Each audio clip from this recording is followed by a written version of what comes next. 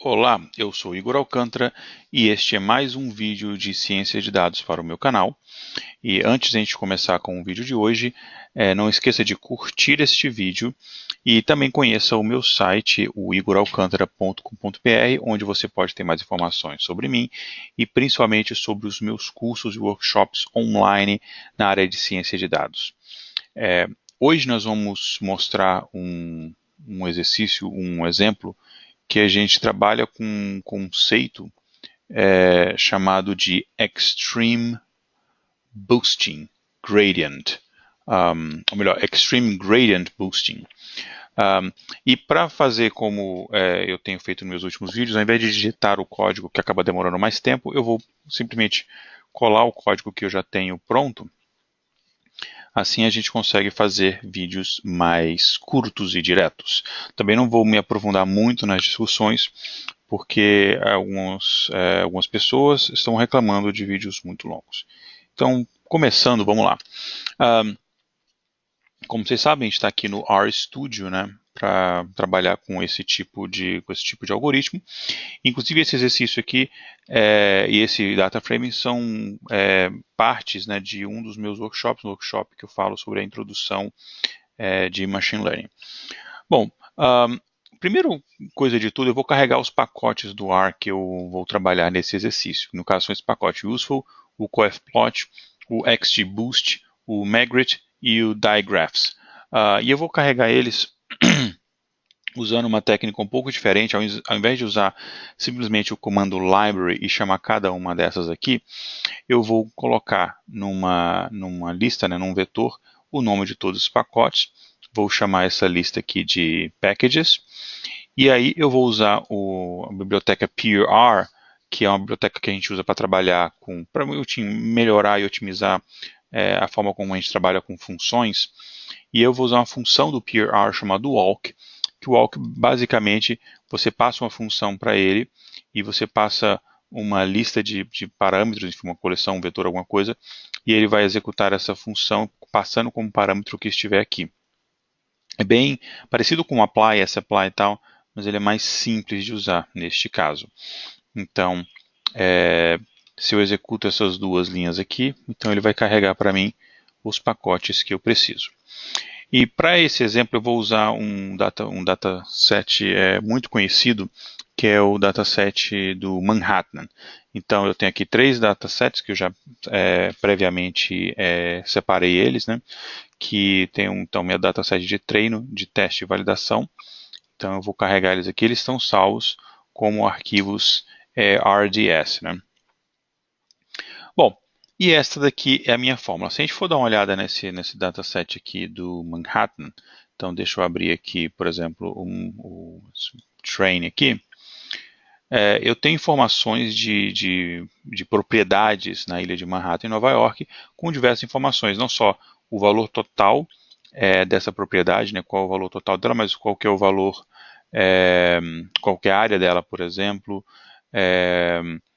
qual que é o tipo de acesso que os bombeiros têm para combate de incêndio, qual é a zona escolar em que ela se encontra, qual que é a área do lote, área construída, área comercial, enfim, tem bastante informação aqui.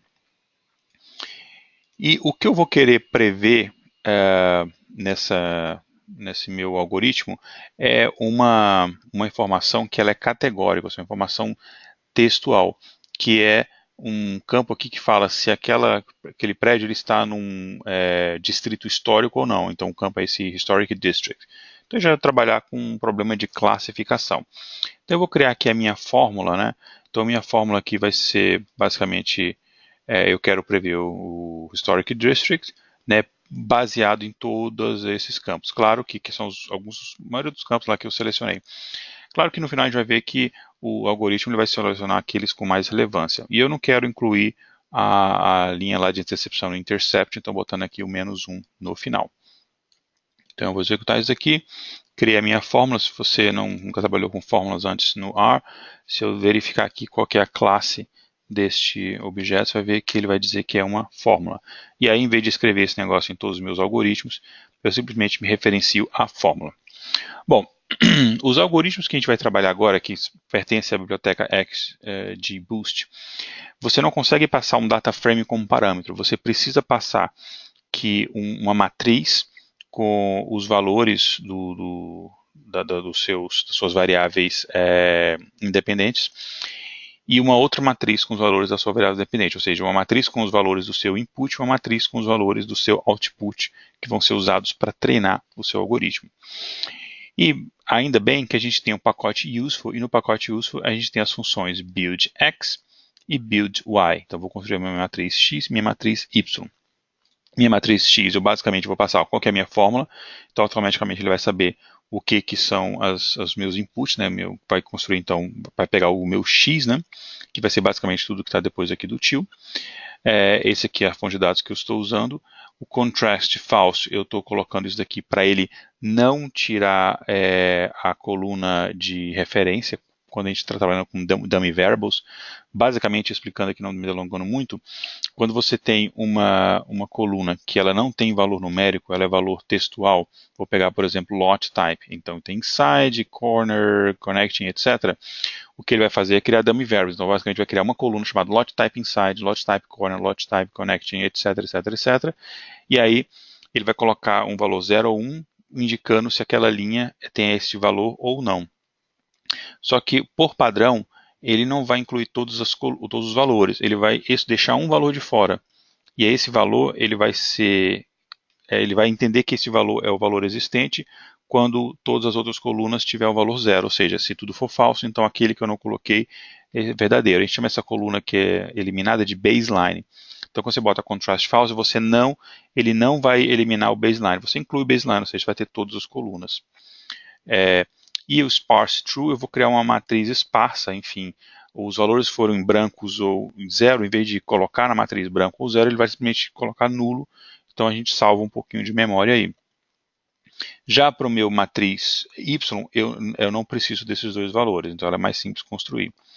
Então eu vou construir essas duas matrizes, e aí está. Bom, uma outra coisa que eu preciso fazer aqui é o seguinte, na minha matriz y, eu estou tentando prever um valor que ele é textual. Então, se eu ver aqui o que ele construiu, basicamente ele construiu uma lista de yes, no, yes, no, yes, no. Mas um dos algoritmos que a gente vai trabalhar ali, ele não vai aceitar valor textual. Ele vai trabalhar uma classificação binária, então os valores têm que ser 1 ou 0. Então, eu estou usando aqui uma função if-else, né, dizendo que se o valor dessa minha matriz y for yes, então vale 1, caso contrário vai ser 0. Então eu posso executar aqui e aí ele vai converter a minha matriz y agora em valores 1 e 0. E aí eu vou fazer a mesma, isso aqui eu fiz para o dataset de treino, eu vou fazer a mesma coisa para validação e teste. Beleza. Agora eu posso pegar e armazenar essas matrizes x e y juntas numa outra matriz que vai, enfim, conter essas duas coisas juntas.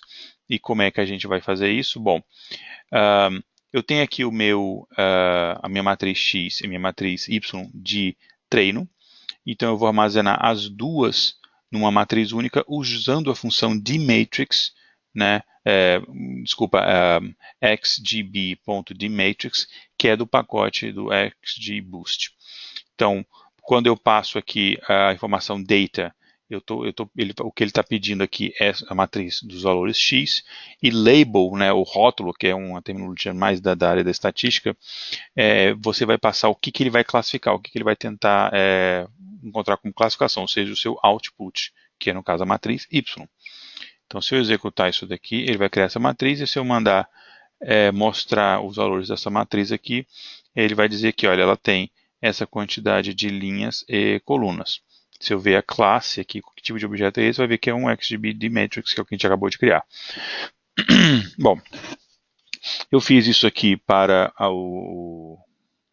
os dados de teste, eu vou fazer também a mesma coisa para os dados de validação. Beleza? Bom, agora eu vou treinar o meu algoritmo, ok? E eu vou fazer aqui uma primeira opção em que eu vou usar de novo, esse XGBoost, né, a gente está fazendo umas boosting trees, né, que enfim, é um outro conceito que a gente não vai entrar muito no detalhe teórico aqui, mas eu vou usar essa funçãozinha xgb.train, estou passando aqui quais são os dados que eu quero testar, então esse aqui é meu data frame completo, né, e, desculpa, isso aqui é a minha matriz que eu acabei de criar, a minha matrix que eu acabei de criar, e aí eu vou passar, como eu estou fazendo uma classificação que só tem dois valores possíveis, o tipo de algoritmo que eu vou usar é binário da família logística, né? Então esse é o tipo de algoritmo que eu vou usar para fazer a minha classificação. O boost é GB-tree, então vai ser uma gradient boosting tree, que é o tipo de algoritmo que a gente vai usar. E a métrica de avaliação do meu algoritmo vai ser esse log loss, que é um dos mais utilizados para esse tipo de problema. Bom, eu vou rodar isso daqui então, e ele treinou meu algoritmo, foi rápido, obviamente o dataset não é tão grande. Beleza, se eu mandar executar isso daqui, vocês vão ver o que a gente vai ter. Então ele vai ter lá, bem parecido quando você roda, por exemplo, uma árvore de decisão, né, ou mesmo um random forest, quando você manda executar os resultados que ele te mostra. Beleza, então ele rodou aqui uma interação só, né, e criou e treinou meu algoritmo. Beleza. Uma outra coisa que a gente pode fazer é adicionar uma watch list, tá? Então essa watch list aqui, ele você, no caso aqui, essa watchlist aqui, ela não tem tanta utilidade quanto as outras que a gente vai ver para frente. Mas essa watchlist aqui, você adiciona para que ele faça uma avaliação do seu algoritmo até ele encontrar qual que é, digamos, a árvore específica que vai retornar os melhores resultados. Então, se eu executar isso aqui agora, vocês vão ver que ele vai demorar um pouco mais para executar, alguns milissegundos, mas agora ele já fez uma avaliação da minha acurácia. Então ele pegou, através da metodologia de avaliação log loss, ele mostrou para mim aqui qual que é o resultado. Então esse aqui é a eficiência, né, digamos, do meu, ou a acurácia do meu algoritmo. Eu posso mandar exibir esse valor, chamando aqui a propriedade evaluation log. Beleza. Bom, isso é porque eu estou fazendo apenas uma árvore, então não tem muita, é, não tem muito o que fazer aqui. Ele vai basicamente executar uma árvore e retornar os resultados. Mas digamos que eu quero que ele faça isso 300 vezes. E o interessante do XGBoost que eu esqueci de falar é o seguinte: a vantagem dele é que a próxima interação ela usa o que foi aprendido na interação anterior, então ela vai sempre, sempre, sempre melhorando. Quer dizer, chega um ponto que ele vai convergir e a melhora vai ser praticamente imperceptível ou não vai melhorar. Mas a ideia é que ele vai melhorando até ele chegar num ponto ótimo. Então o que eu vou mudar agora aqui é mandar ele gerar 300 árvores aqui, ele vai gerar 300 interações. Eu vou mandar imprimir todas elas aqui. Então quando eu executar isso daqui, o que você vai ver acontecer é que ele vai rodar aqui isso 300 árvores, e se você perceber que ele está melhorando, ou seja, esse train log loss, ou seja, a perda, vai diminuindo, né? Se a gente comparar com o que ele vai ter no começo aqui. Beleza. Então ele melhorou bastante o algoritmo. Perfeito. Bom, mas será que eu preciso de 300? Será que então vamos botar 1 milhão? Talvez se eu botar 1 milhão fica legal, né? Ele vai ficar perfeito, porque enfim, quanto mais eu colocar, mais ele vai evoluindo, mas acontece que tem um custo disso, né? Assim, o algoritmo vai ser mais pesado, vai demorar mais tempo, vai consumir mais memória, e a gente não tem todo o tempo do mundo, nem todo o hardware do mundo. É interessante que quando a gente usa esse watchlist, a gente pode passar qual que é o dataset de treino e de validação, porque inclusive para evitar overfitting, tá? Então, nisto, eu usando os dois, ele vai saber qual que é a melhor interação que foi encontrada. E eu quero que ele imprima todos do mesmo jeito, vamos rodar 300, enfim, o resto é tudo a mesma coisa. Vamos gerar aqui uma outra árvore.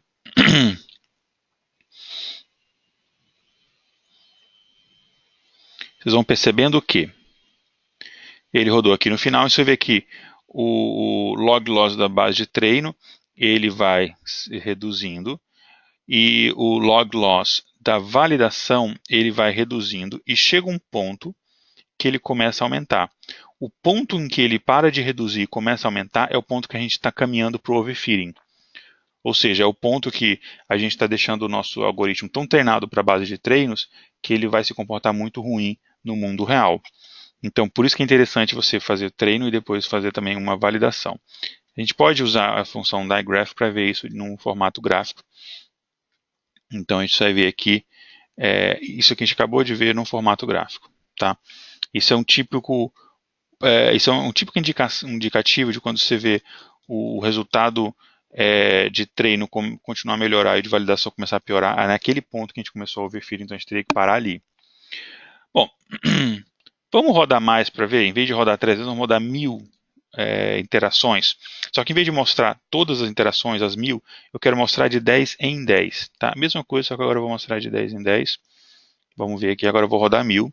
Para o que ele vai acontecer, ver que ele está mostrando de 10 em 10. Ele vai demorar um pouquinho aqui para executar, obviamente, porque a gente mandou rodar bastante.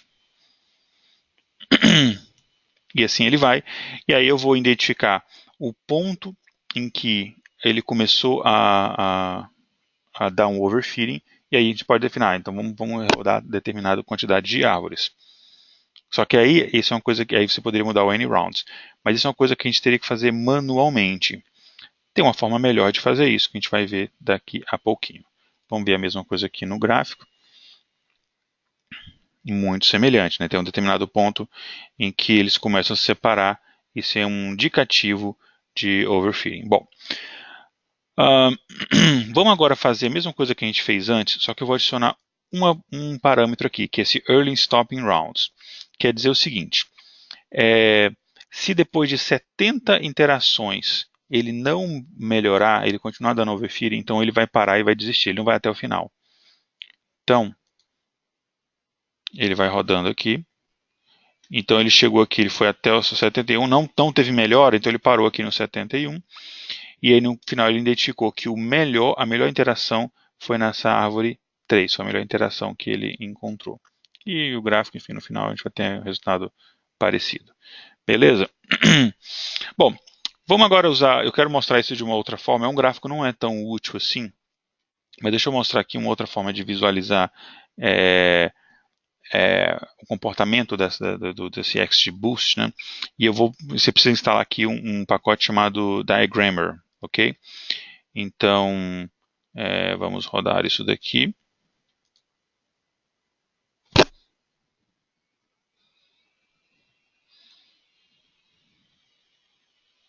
Opa, vamos rodar só o primeiro aqui primeiro.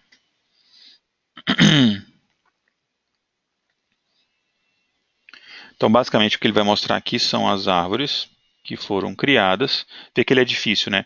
E como foi o split de todas as decisões até ele chegar no final. E aí ele vai mostrar aqui o log loss de todas as árvores que foram rodadas. Esse gráfico aqui ele é só bonito para você botar no relatório, mas na verdade ele é inútil, porque ele é muito difícil de você interpretar. O mais interessante é o gráfico de importância. A gente usa muito isso em árvore de decisão, random forest, tá? Um gráfico de importância muito interessante, que ele vai te mostrar quais são as variáveis que mais são utilizadas, mais importantes na tomada de decisão, na tomada de classificação do algoritmo. Você vê que total value é a mais importante, depois uma variável que indica se o prédio ele tem a frente, né, qual é a área de frente dele, depois qual é a profundidade dele, etc. Enfim, essas são as variáveis de importância. Se a gente estivesse trabalhando com laço ou ridge regression, a gente poderia inclusive determinar um lambda aqui de corte, né, e determinar quais são as variáveis que a gente vai usar, mas não é o que a gente está fazendo aqui. Bom, eu posso pegar a mesma coisa aqui, mostrar só em formato texto também se eu quiser, né, que a gente pode depois exportar isso, salvar no arquivo e tal, para auditoria, etc. Bom, vamos agora então fazer a mesma coisa que a gente fez antes, só que o meu booster agora, ao invés de um DB-tree, né, eu vou usar um DB linear, então ele vai usar aqui uma regressão linear para tentar fazer o mesmo tipo de previsão. O resto é exatamente a mesma coisa. Então vou fazer aqui, ele vai rodar, ele acabou achando que a primeira interação acabou sendo a melhor, enfim, mesma história. E vamos agora mostrar aqui quais são os features, né, quais são as colunas que foram utilizadas e ordenar por magnitude. Então basicamente aqui são ele tem, na verdade, mostrou todas as árvores aqui, organizados por magnitude. Quem faz meus workshops está muito acostumado com essa funçãozinha aqui, com a float. Ok? Não me delongando mais ainda, vamos trabalhar com o lasso regression que eu mostrei agora há pouco. É basicamente a mesma função, né, XGB train, o Objective Binary Logistic do mesmo jeito, então eu vou usar um lasso regression para fazer uma classificação, mas ainda estou usando o GBLinear. Então, por que isso é um lasso regression? Não é uma regressão linear comum, né? Por que isso é um modelo linear generalizado? Bom, porque aqui eu estou definindo um valor de alfa, e o alfa não é o alfa que a gente está acostumado no ElasticNet. Esse alfa aqui, eu até escrevi, é o lambda, né, aquela penalidade 1, ou seja, é a penalidade do lasso regression, só que aqui ele chama de alfa, por algum motivo bizarro. Então, se eu rodar isso daqui, então a gente está usando um lasso regression para poder treinar, e aí eu posso mostrar agora aqui, e eu determinei um lambda aqui de 1 milhão, então como eu determinei o lambda de 1 milhão, ele adicionou uma penalidade, então vários daqueles features ali foram então eliminados. Então aqui você tem o gráfico dos coeficientes, né, enfim, e o valor comparado com o valor de lambda. Beleza. E eu posso usar um ElasticNet, ou seja, eu posso combinar lasso ridge regression aqui no nosso último exemplo aqui. E como é que eu faço isso? Lembra do lasso regression, que você tem a penalidade L1 e L2? Aqui a penalidade L1, como a gente viu, é chamada de alfa, e a penalidade L2 é chamada de lambda. Enfim, então aqui a gente combina as duas coisas. E aí eu posso depois exibir. Lembrando que o ridge regression ele é menos rígido do que... acho que eu não rodei esse. Ele é menos rígido do que o lasso regression. Então, no final a gente vai... a tendência é que a gente tenha mais features selecionados. Bom, e aqui a gente pode mostrar também, usando o digraphs aqui para mostrar, comparar treino e validação, ok?